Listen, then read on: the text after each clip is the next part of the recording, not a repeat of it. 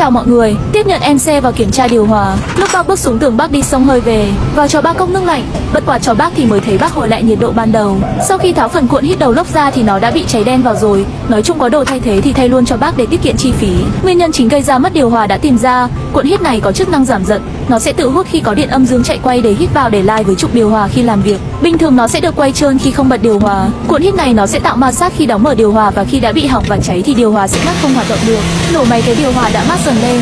Bác chủ xe cười nói vui vẻ, nhanh thanh toán tiền cho bác còn đi về. Gì chứ khoản này cháu tính sẵn rồi ạ.